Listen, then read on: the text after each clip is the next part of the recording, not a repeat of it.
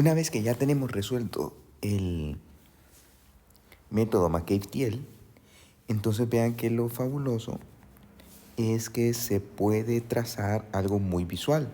Entonces, a partir del número de etapas, de cada una de las etapas, nosotros podemos ir encontrando las composiciones que tienen y traducirlas en este tipo de gráfica. Vean que aquí tendríamos la fracción molar que sale de la etapa en cada una de las etapas.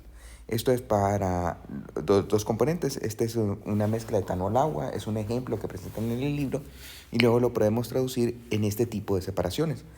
Noten que al inicio cómo va bajando rápidamente las fracciones molares del agua y también las fracciones molares del etanol, cómo van subiendo en las etapas cercanas hacia el rehervidor. Sin embargo, cuando nos vamos acercando al destilador, noten que ahí los puntos se aglomeran, están muy cercanos y entonces las composiciones prácticamente permanecen constantes. Al ver las temperaturas, entonces nos daríamos cuenta que en las etapas cercanas al rehervidor hay un cambio brusco en las temperaturas, pero cuando ya nos metemos dentro de las partes de enriquecimiento, la temperatura prácticamente permanece constante. En cuanto a los flujos, tendríamos que vean que el L barra es superior al L y el B barra es también superior al B en este tipo de en esa alimentación.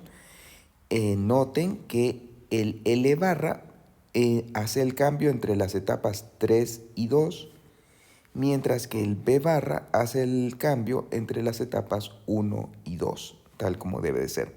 Entonces eso sirve como para poder comprobar los cálculos y ver que todo está funcionando bien. Además, pese a que uno tenga un programa, siempre vamos a tener como una especie de forma de visualizar lo que está sucediendo en la separación, en la destilación, y nada mejor que crear este tipo de diagramas que, como ven, se hacen a partir del diagrama de McCabe-Thiele. Luego aparecen varios ejemplos en el libro que les pide que los vean.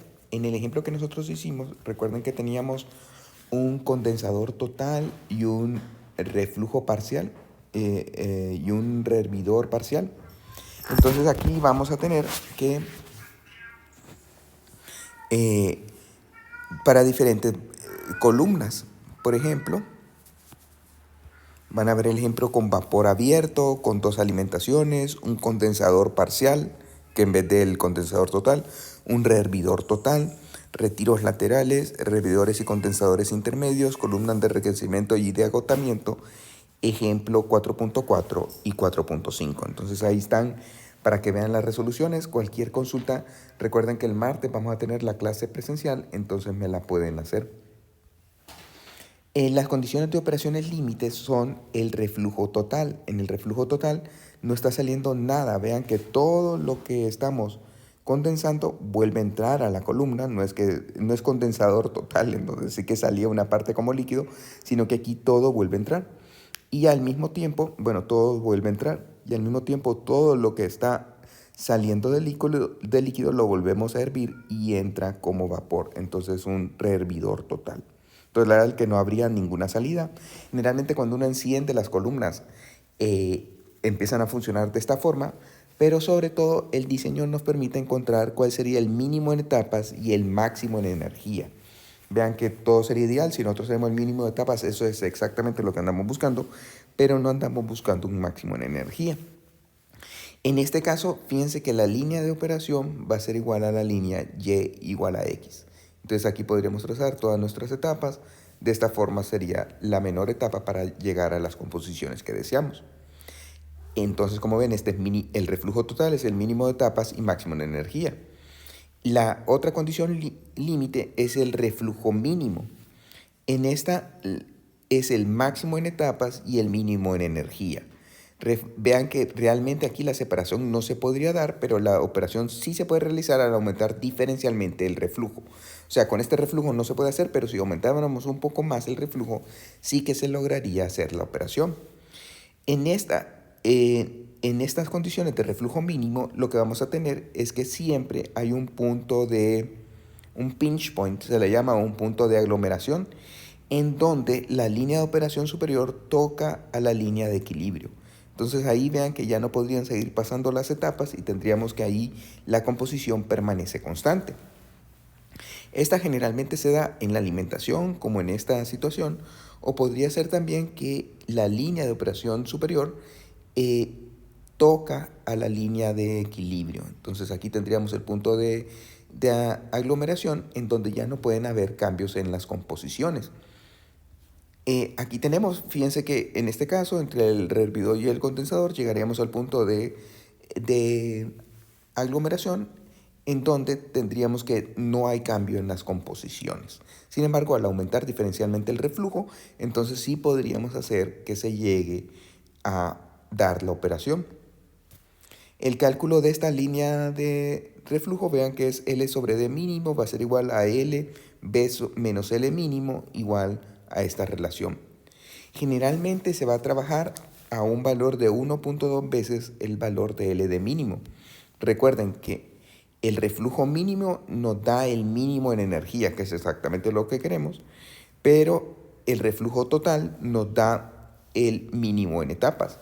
Entonces la operación va a ser un equilibrio entre ambos que generalmente se alcanza trabajando entre 1.2 a 1.3 veces el LD mínimo. Después vamos a tener que en estos hemos llegado a considerar que todas nuestras etapas alcanzan el equilibrio. En la vida real no se llega a alcanzar el equilibrio, sino que se alcanza una eficiencia.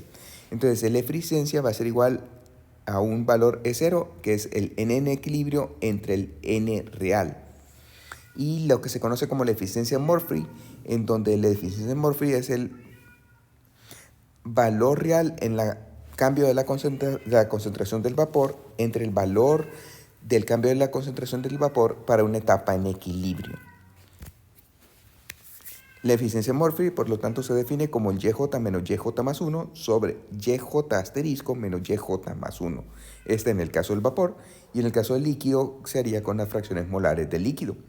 Para que lo que vean, noten que nosotros aquí en nuestra etapa, si estuviera en equilibrio, llegaría a esta línea de equilibrio, pero debido a que la operación tal vez tomaría demasiado tiempo, lo que vamos a tener es que no llega hasta el equilibrio, sino que llega hasta una fracción del equilibrio.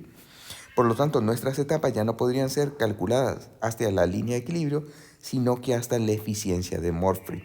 Esta eficiencia está calculada, se puede dar, la vamos a ver más adelante, y vean que entonces en vez del número de etapas que alcanzaríamos al alcanzar el equilibrio, aquí serían las etapas reales en donde tendríamos que considerar la eficiencia de los platos.